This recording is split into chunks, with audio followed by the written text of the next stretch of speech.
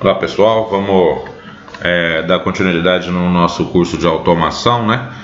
E agora um assunto que nós vamos continuar abordando aí é o assunto sobre redes industriais, né?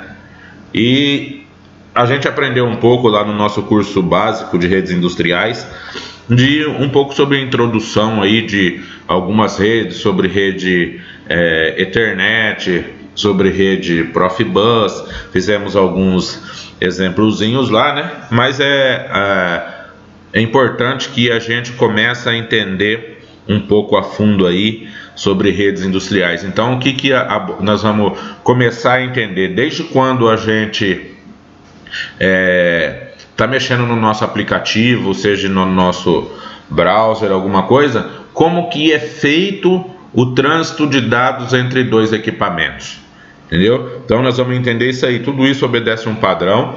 Então nós vamos estar aprendendo aí no nosso curso avançado como que é feito essa parte aí de comunicação entre dois equipamentos. Então a gente vai estar dando um passo a mais aí no curso de redes industriais, né? Então o pessoal já me conhece, sou o José Carlos, né? O pessoal me conhece aí como Zecão. E o pessoal que tiver interessado aí no curso completo, né, pode estar entrando em contato aí com josecarlos.carlos@gmail.com. E quem ainda não conhece ainda o canal Automação PLC Brasil, só entrar no YouTube lá e digitar lá o canal Automação PLC Brasil, que vai ter acesso a diversos conteúdos aí na área de automação, né? Então nós vamos, quando a gente começa a falar em redes, é importante a gente entender um pouco sobre a arquitetura, né? Então, a arquitetura OSI, né? E ela foi dividida aí em camadas, e as redes industriais são estruturas assim bastante complexas, né? E é importante que todas elas obedeçam um padrão. Imagina se cada fabricante for fazer uma coisa diferente, né? Então, o negócio ele foi, como se diz, foi padronizado. Então a arquitetura OSI é o modelo OSI, né? Ele vem já do inglês Open System Interconnection, né? Que é a sigla, né? Open System Interconnection, que significa sistema aberto de interconexão, né? Então a ideia foi o que? Foi estabelecer um padrão, ou seja, estabelecer uma série de regras para que possa acontecer a comunicação de dispositivos, independente de quem são os fabricantes, né? Se o fabricante por exemplo, o fabricante é Onron, se o fabricante é Rockwell, independente do fabricante da placa de rede, né? Independente do fabricante do switch ou do roteador ou do sistema operacional que a gente usa, né? E o modelo OSI surgiu a partir de uma norma, né? A partir da norma ISO. E a norma ISO que estabelece uma série de normas técnicas, né? Por exemplo, dentro das empresas a gente tem aí a ISO 9000, a ISO 14000, então veio a partir da norma ISO que o pessoal criou aí o modelo OSI, né? Então a gente vai aprender aí, dentro do modelo OSI, tudo o que precisa acontecer para que haja comunicação dos dispositivos, né? Então, o modelo OSI ele foi dividido em 7 camadas, certo? E cada uma delas ela possui uma função específica, né? Então, o que acontece? Dentro das nossas camadas aí do modelo OSI, então o que acontece? Quando a gente vai lá e por exemplo, a gente digita lá no nosso browser lá, www.google.com.br lá, ele vai iniciar uma comunicação, ou seja, ele vai fazer um pedido através, por exemplo, da nossa rede Ethernet, e ele vai onde começa a comunicação, onde o programa do usuário, né, que é o nosso computador lá, vai iniciar, vai requisitar uma comunicação, ou seja, é o momento que nós vamos estar requisitando uma comunicação. Por exemplo, quando a gente clica lá no nosso CLP, que a gente vai colocar ele em online, que a gente clica no botão para colocar online lá, esse é o momento em que ele vai requisitar a comunicação do equipamento, ou seja, então vai haver a comunicação entre o nosso PC e o CLP, por exemplo. Então, a primeira camada que a gente viu lá, né, que nós vamos começar a estudar, é a camada de aplicação. Então, nesse curso avançado de redes industriais aqui, a gente vai entender porque hoje, no curso que a gente vê por aí, a gente aprende só aqui, ó, a camada física, né? A camada física para a gente, que seria a parte do cabeamento, parte de conector, a parte da placa propriamente dita, né, que é a nossa placa de rede, a nossa placa Ethernet. Então, a camada física é onde realmente as coisas acontecem, né? Que é o hardware, a eletrônica em si entre a comunicação dos dois equipamentos. Isso é a parte, a camada física, né?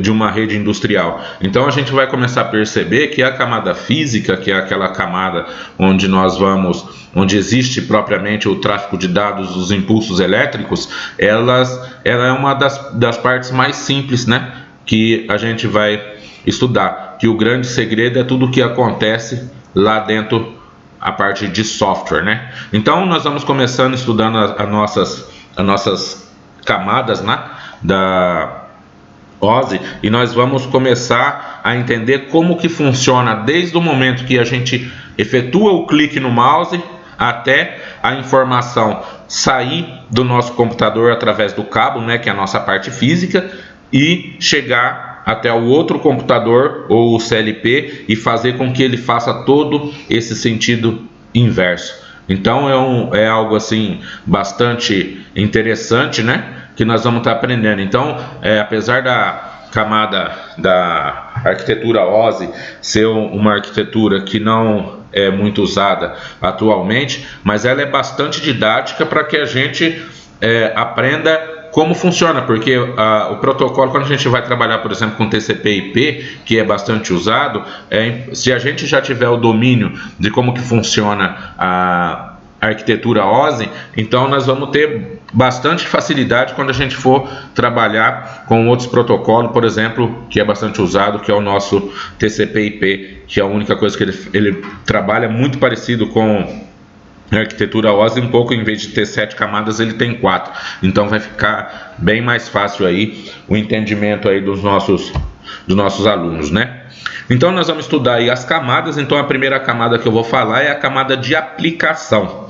Então a camada de aplicação, ela é a camada utilizada pelos aplicativos, né?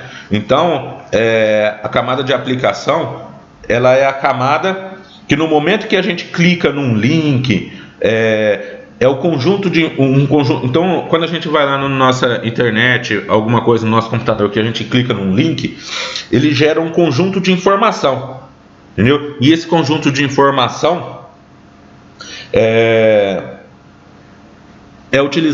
ele vai ser utilizado na camada de aplicação. Então, a camada de aplicação, ela identifica, né, a mensagem produzida pelo programa do computador usado pelo usuário, né, e ela vai transferir essa informação para a camada de apresentação. Então, na camada de apresentação, ela possui, por exemplo, 2 vias. Uma via para onde se inicia, e a outra por onde a gente recebe essa informação. Então, se a gente observar a camada de aplicação, quando a gente vai lá, a gente clica no nosso browser lá, que a gente dá o clique, ou que a gente clica num link, ela vai iniciar. Então é importante saber que a camada de aplicação, ela não é aonde os aplicativos trabalham, entendeu? Então a gente tem que ter em mente isso aí, porque às vezes o pessoal confunde muito que a camada de aplicação é a camada do aplicativo. Não, a camada de aplicação não é onde os aplicativos trabalham. Na verdade, a camada de aplicação, ela vai fazer a interface para a comunicação. Então ela faz a interface para a comunicação de rede, ou seja, ela é a ponte entre o aplicativo e a comunicação. Certo? Então a camada de aplicação, ela é a ponte entre o aplicativo, que é aquilo que a gente está usando lá no nosso computador, que pode ser o browser, pode ser um link, e ela é a ponte entre o aplicativo, certo? E a comunicação da rede. Entendeu? Então a gente tem que ter bem em mente isso aí.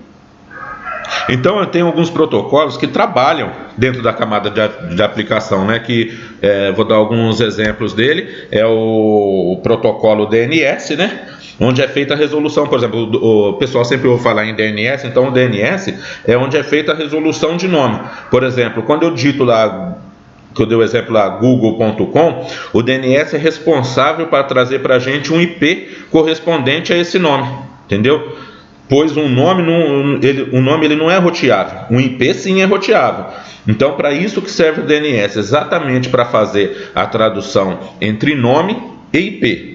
E um outro exemplo também super famoso que nós temos aí é o protocolo FTP, que é um protocolo de comunicação, e ele faz a transferência entre arquivos de duas máquinas. Mas, assim, em termos, às vezes no começo parece ser bastante complicado, mas é sempre importante a gente sair sabendo aí dessa aula que a camada de aplicação não é onde os aplicativos rodam, e sim uma ponte entre o aplicativo e a comunicação. Então, o que acontece? Quando a gente vai lá, que a gente clica num link, é o momento em que o computador vai solicitar ele vai solicitar a rede. Entendeu? Então, para ele solicitar a rede, primeiro, quando a gente clica no link lá, ele pega uma série de informações, vai para a camada de aplicação. Depois que reuniu essa camada que ele reuniu como que eu vou dizer? Depois que ele reuniu essas informações, que o aplicativo reuniu essas informações, ele passou para a camada de aplicação. A camada de aplicação, ela vai identificar, né, a mensagem que foi produzida pelo programa de computador, pelo programa de usuário, né, e vai passar para a próxima camada, que é a nossa camada de apresentação.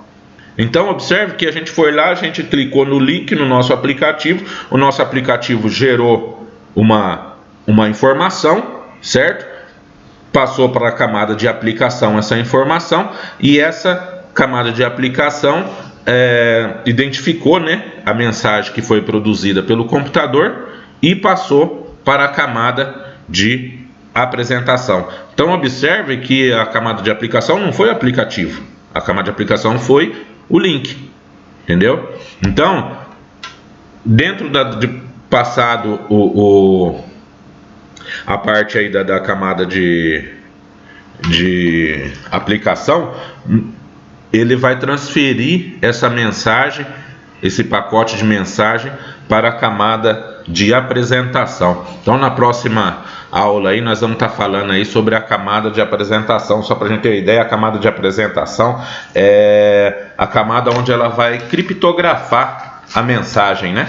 Então, a camada de apresentação, ela vai fazer a formatação, ou seja, ela serve para que máquinas que trabalham, por exemplo, com um sistema operacional diferente, consiga entender a mesma mensagem, né? Então observe que a gente, na camada de apresentação, a gente começou a padronizar. Então a camada de aplicação recebeu lá o nosso pacote de informação do nosso link, e a camada de apresentação formata essa informação para que fique mais fácil, a leitura da mensagem, né? Ela também, a camada de apresentação, ela também pode alterar a mensagem para que possa se tornar mais legível do outro lado, né? Então, essa é a camada de apresentação que a gente viu aqui, né? Então, depois que ela criptografou aquela mensagem, que ela transformou aquela informação recebida pela camada de aplicação numa informação que pode facilmente, numa criptografia que ela pode facilmente ser lida, né? Vai ser legível, ela vai passar para a camada de sessão. A camada de sessão nós vamos ver na próxima aula. Então, a gente vai ver na próxima aula, porque senão os vídeos vão ficar muito grandes se a gente for concluir todas as camadas aí, toda a nossa arquitetura OSI aí. Então, nesse primeiro vídeo aí, a gente viu a camada de aplicação, que pegou as informações, ela coletou as informações, identificou a informação do aplicativo, ela passou essas informações para a camada de apresentação. A camada de apresentação, ela vai pegar essas informações, entendeu? E vai criptografar para que sistemas operacionais diferentes, por exemplo, consiga entender a mesma mensagem, né? Então fica mais essa primeira aula aí do nosso curso de redes industriais. Na próxima aula a gente vai continuar falando ainda sobre o modelo OSI, né? Um modelo bastante usado. Nós vamos falar ainda sobre o TCP/IP e nós vamos estar afundando aí um pouco mais dentro de redes industriais. Pessoal que tiver interessado no curso aí, só entrar em contato aí com josecarlos.carlos@gmail.com, pode estar fazendo uma visita lá no canal Automação PLC Brasil, lá do YouTube, para estar vendo uma série de vídeos, uma série de conteúdo dentro da automação aí aí dentro da área, né? Então fica aí, meu muito obrigado aí e até a próxima aula.